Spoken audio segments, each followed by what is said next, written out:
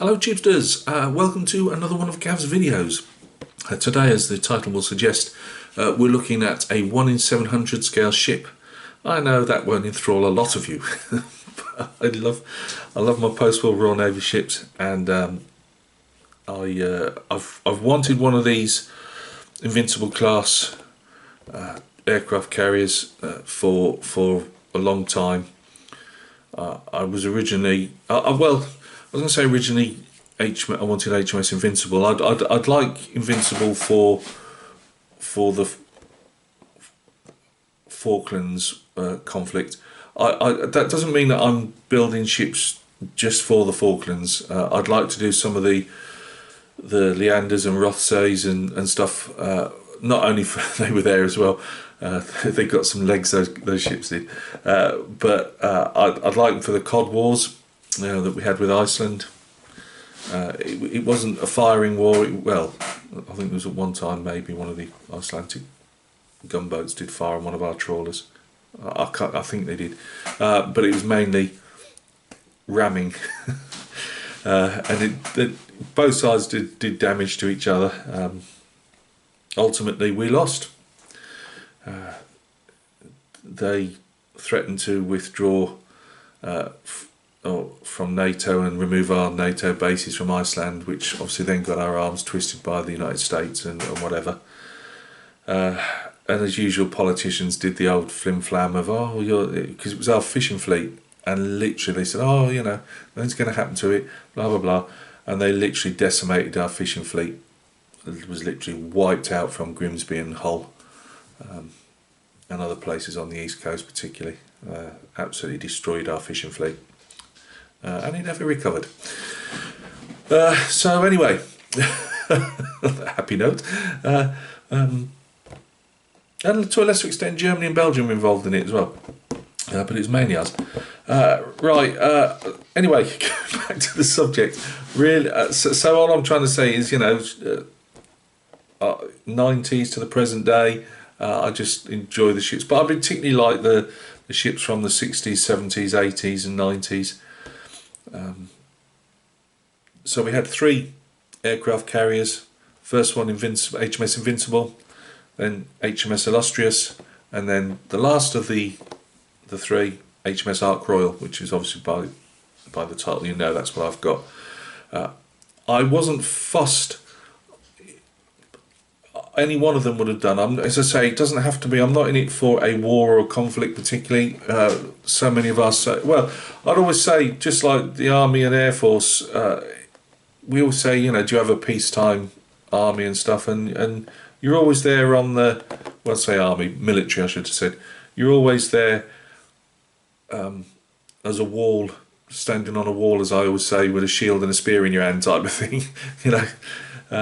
Protecting the country. So I'm not fussed whether a ship is particularly fought in a war. I like to do the Falklands because we lost ships down there and a lot of brave lads died. So often, like with HMS Avenger, I love the Type 21 frigate. I sound like them all, don't I? But it's also to pay tribute to the guys that went south. But this time, this Ark Royal is the Gulf War 1991, it says on the box. I'm not really 100% sure what would make her so. I think obviously if you put a war on, it helps sell things. Whether a Matlow can tell by her different fittings of her radars and stuff what period she'd be in. I'm not that much of an expert. I do know she's got Sea Dart on the front, air-to-air missiles, and they were removed probably mid to late 90s, and that section was plated over for more deck space for rotary or fixed wing, the Harriers. So it's a and I think you can tell the difference. I mean, they've got here, is it the Phalanx? I think Ark Royal carried Phalanx. That's the Gatling gun for close-in work against missiles.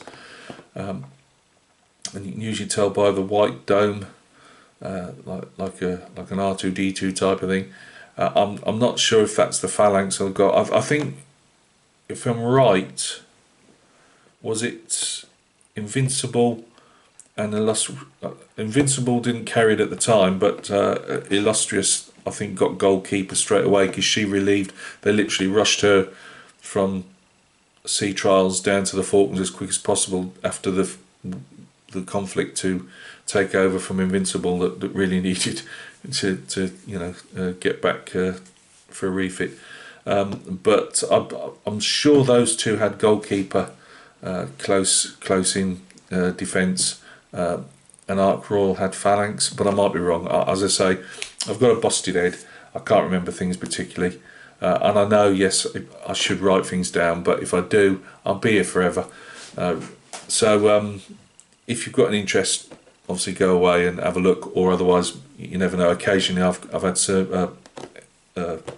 ex-Matlows come on and drop a comment and say what was what, so maybe somebody will do that. So nice bit of box art, which you'll see on the thing, and when I put the camera onto the main tripod. I just always wanted one. I'd probably have three. Even if she's got Romeo 07 pennant number. I'm sure I'd probably end up with three at some stage, so I can have each one, even if it's just a pennant number and a different Gatling gun, that can tell the difference. But anyway, I'm waffling. Let's go down and take a look. Right, guys, here's HMS Ark Royal. Sorry if I'm knocking the overhead tripod. HMS Ark Royal, pennant number Romeo 07, Sea Dart on the front. I believe it's Sea Dart, not Sea Wolf. I believe it's Sea Dart. We've got a Sea King flying over the top at the anti-submarine, I suppose. It appear they've got some effort of a Type 42 in the background. But as I say, this is saying it's for the Gulf War. But you could just say, it could be anything. I mean, unless everybody's in, you're going to put a load of crew with anti-flash hoods on and stuff. I'm not sure if she couldn't just be sailing anywhere that she happened to be. I have been looking up on what deployments she was on, because I'm not necessarily fussed that it's the Gulf War as such, but I still might put her down as that. So let's get the box open and take a look. You can see by the state of the box and the state of the instructions, it is probably from the period of 1991. I got it for under £20. Normally the HMS Invincible version that's out at the moment will set you back around £30 to £35. So for me it was a no-brainer. I'm always really short of funds, so to get this at £20 was why I was really low at funds at the time. My wife was, well, she comes back tomorrow, but she's been in Australia for 3 weeks staying with a friend, and I managed to get this in. Luckily she can't be bothered with my videos, so she'll never know. It'll merge with all the other ship kits I've got. We've got loads and loads of different languages, some safety stuff. As I say, it's the old style instruction sheet.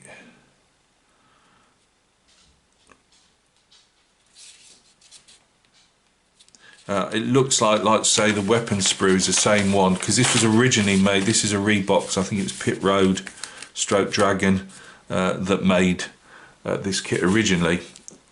And the HMS Invincible version that's out at the moment is under the Dragon label. So they do give you a generic Dragon sprue that I said that's on the Type 21 that I've been doing a scratch build version of her, but using the odd bit, and I'm glad that, because I can use the extra sets on. I can donate those extra sets back onto the Type 21 kit I've got. The one setback I know that everybody moans about, and I won't be the only one, or I will be joining them, is if you can see the lines on here. Let's get a bit closer.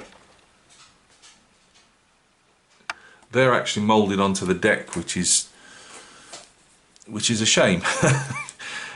Most people sand them away, and I'll be doing the same thing. I haven't got any photo etch sheets. There is a photo etch sheet for it. I will be getting it just to enhance the look of the ship. So that's our quite moth-eaten old instructions, but they do the job. Right, guys, these are the lines in question, and they go all across the flight deck. As I say, it's a shame. It's not going to take a lot to rub them out with a but you know what I mean, sand them out with a sander. But there are lifts. That looks like our transom stern. I know enough these days to know where roughly what the parts are. I just don't always know the names of them, which that's just down to me head problems. I should know the names of them, but as quick as I remember them, I lose them again. So we've got obviously the ladders. Are they actually ladders? We call them ladders in the Navy. That's even gone now. But I'd imagine the door, you know, you can obviously replace the doors and stuff. They don't look too bad, to be honest with you. I don't think they look. I don't think they look that bad. Main mast with antennas.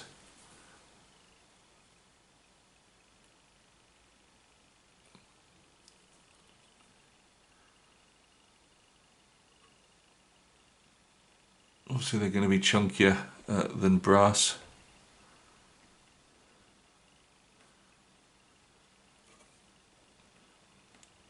I believe that transom, where are we? Transom stern. I'm not sure. Do they have that as wood inside? I believe they might. Oh, where are we, Gav?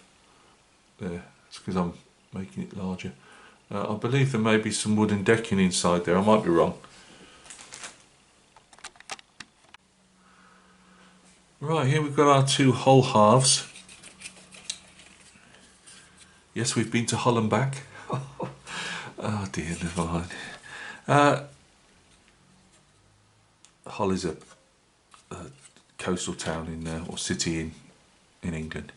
You can see how small the three carriers were. I mean, originally they were through-deck cruisers was their designation, I believe.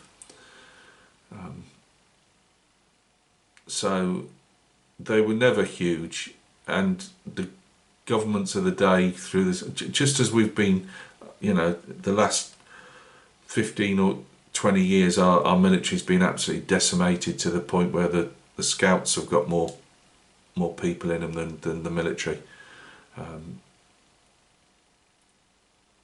This was another project that was going to happen. It wasn't going to happen. It was going to happen. Then when we got our first one, oh no, we're going to cancel that. We're going to sell that to Australia. Australia didn't buy it at the end. And literally, I think it was in the same year, the Falklands conflict blew up. And funnily enough, we needed something. And then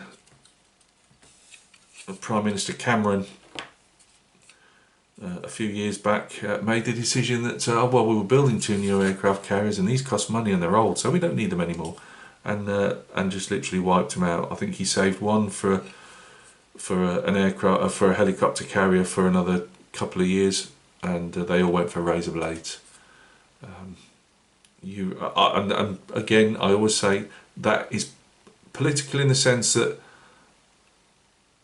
I'm just so damn angry at politicians and their short-sightedness, because it always leaves it to flesh and blood to pay the price for their own stupidity, and that really angers me.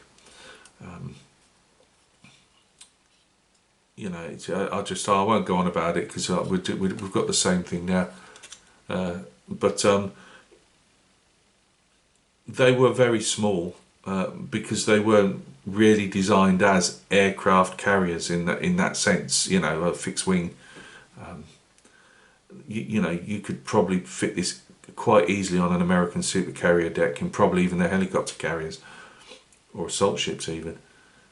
And that's not to degenerate the three ships, because they're beauties, they really were. But you know, they weren't huge, but they were the biggest we got at the time.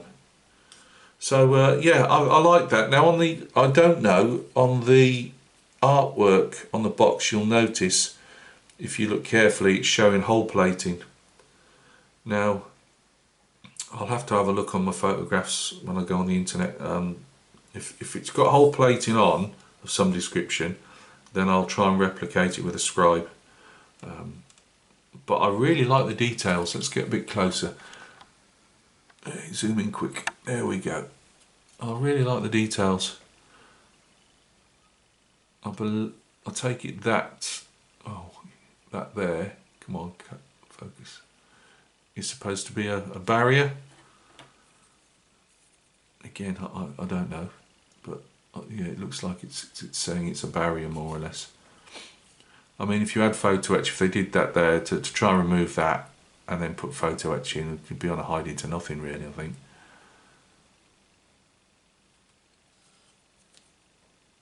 I mean, I take it these are open. Are they? Could they be shut off as ventilation for the hangar spaces? Am I even showing it? Come on, Gav. I'll have to look on that as well. We've got our funnels. Again, this venting here, is it supposed to be venting? Is it open? You know, is it open? I'll have to look at that again. Then we've got superstructure detail. Before Gav puts it upside down. Where are we? Sorry about this. It's just because I've blown everything up, so it's harder to find the camera. Again, I don't think those doors look that bad. You know, when you get the photo etch, sometimes on some of the stuff that I've put doors on, you know, I've literally obviously chiseled these off and put others on. You think, yeah, that needs it, but I don't know if they would really need it. They don't look too bad for me.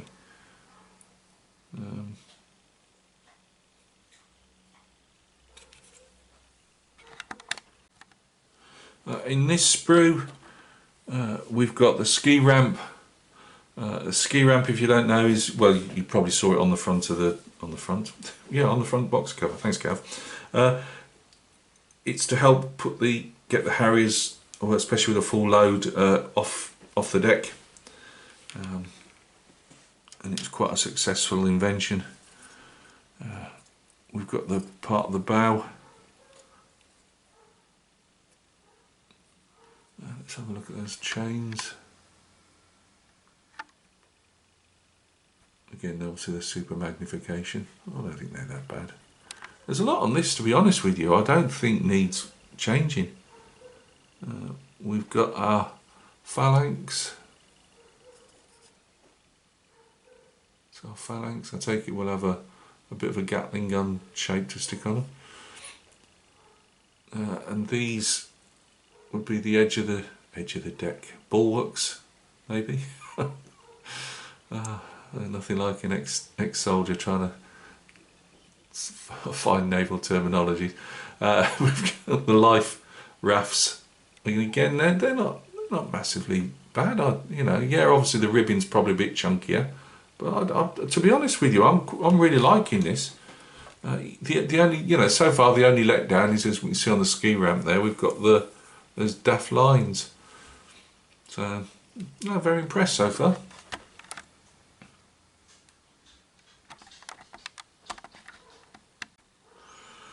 Right guys, this is like a standard weapons sprue. I will zoom in. I'm not going to take it out of the bag for now. I just don't think it's worth it. I've shown on some of my other builds. So we'll quickly go down and I'll get everything wrong, but hey, I won't be able to tell the mark of the guns. But we've got the like fiberglass radar domes. that a lot of the Type 42s had. We've got a whole host of different gun turrets. They may lack a small amount of detail. They've tried to replicate ladder. There's like a ladder on these the earlier mounts, and I'm sorry I can't remember the damn mounts now. I do know things, it just won't come into my head when I want it. 20 mils are chunky, yes, but I'm getting more to the idea of using things like that when they're in the unless you get like a printed part, because photo etch 20 mils look just rubbish. You know, they do. They're so you know, that they're so thin. And I know that's supposed to replicate the scale and that, but they look worse actually, in my opinion. We've got obviously barrels up here. We've got another Lynx here. It's always handy. I believe that there was a Lynx flight on those carriers as well. I might be wrong, but I thought, no, definitely Lynx. I think Lynx operated off them in the Falklands War, or off Invincible. We've got radar again. Sorry if you can hear Archie whinging, he's getting fed up of being locked out, but if I didn't lock him out of the room, he'd be clip-clopping all around the place.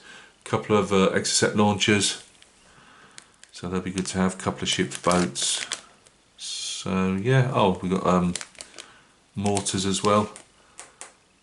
Squid mortars. Looks like an early rib. And again, our phalanx. We've got more phalanx there.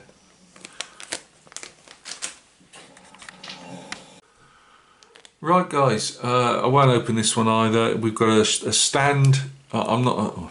Sorry, because we've blown it up, haven't I? Well, let's stick on this for the moment. You know what a stand looks like. 4 Harrier jump jets. It would appear we have only 1 Sea King. Bit of a disappointment if that's the case. Yeah, it would appear, because that's 2 halves. Or is it? Oh no, we get 2. We get 2 Sea Kings. I suppose that's enough. As I say, I'm not one to pack. You tend to find people go overload because they want to show loads of aeroplanes or whatever. I think that's enough. That's enough for my needs. 4 Harriers and 2 Sea King. We've got some prop shafts. I'll probably do it in the water. I tend to like them. I haven't actually made any water yet, so HMS Avenger is the test piece if I can actually create proper waves. But yeah, these will be the funnels without the actual structure around them, and a few more life rafts. So, oh, sorry, let's just get out. Very impressed actually. Yeah, I like that. I've not done. I know my filling skills ain't brilliant. I've not done a 2-half ship before, I don't believe. But my skills are slowly getting a bit better with putting 2 halves together and making them seamless. Although they're not seamless yet. But oh, that's the other thing. I don't think these will survive first contact with tepid water. However, I'll probably be getting some aftermarket ones as well from Atlantic or Starling models. So yeah, I'm actually very impressed with that. They're not huge. I'm not going to take it, well, huge enough for where the heck I'm going to put them. I've no idea, but yeah, that's enough for me. I can get them under one of those trumpeter, hopefully under one of them trumpeter Perspex Dubries. And yeah, I am impressed with that. I will get. I'll check on the. Photo etch brass. I'll probably will be using it, if only for the radar antenna and that, and just see what comes along. I believe it might be Starling that do your printed Harriers and different helicopters. So that might be an option. But I don't want to throw tons at it, but I want it to be as accurate as I can make it. So be a lot of photographic research. I've already been doing when I got the kit, and before that when I saw it up for sale, I was already on the internet, banging out the old photographs, looking at different deployments and what she looked like on different deployments. So thanks for stopping by and taking a look. I do appreciate it. Coming up, I'm doing a separate video on a 15mm MDF German barn, which is going to be used for my 15mm World War II